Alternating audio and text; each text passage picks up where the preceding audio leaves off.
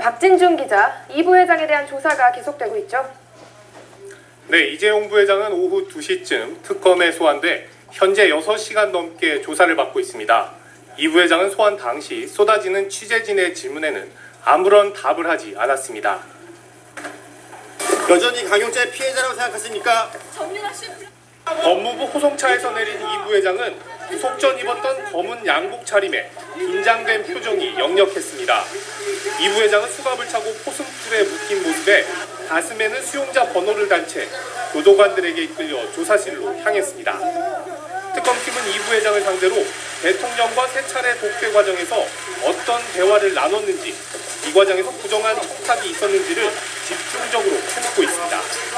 특검팀은 그동안 3주 넘는 보강 수사를 통해 이 부회장이 경영권 승계 작업에 정부의 특혜를 받는 대가로 최 씨 측을 지원한 것으로 판단하고 있습니다. 특검팀은 이 부회장이 구속된 만큼 강도 높은 조사를 이어갈 것으로 보이는데요. 이 부회장이 어떤 진술을 내놓느냐에 따라 다음 주 초 가능성이 거론되고 있는 대통령 대면 조사에도 적지 않은 영향을 줄 것으로 예상됩니다. 지금까지 특검 사무실에서 MBC 뉴스 박진준입니다. 네, 이런 가운데 삼성전자는 미국 최대 자동차 전자장비 업체인 하만을 인수하는 데 사실상 성공했습니다. 악재 속에 이뤄낸 성과인데 이재용 부회장 부재에 따른 걱정은 여전합니다. 오상현 기자입니다. 우려했던 것과는 달리 삼성전자는 큰 무리 없이 하만을 인수하게 됐습니다.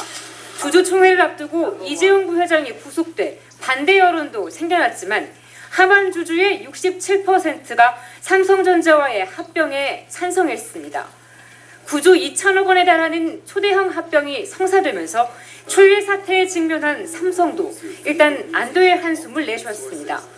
하지만 삼성은 당분간 비상체제 가동이 불가피할 것으로 보고 이 부회장을 대신할 총수 대행에 대한 논의도 준비 중인 것으로 알려졌습니다. 재계에서는 구속된 이 부회장을 가장 먼저 면회한 최지성 미래전략실장이 총괄 업무를 맡고 권오현 삼성전자 부회장이 대외 업무를 담당할 것으로 예상하고 있습니다.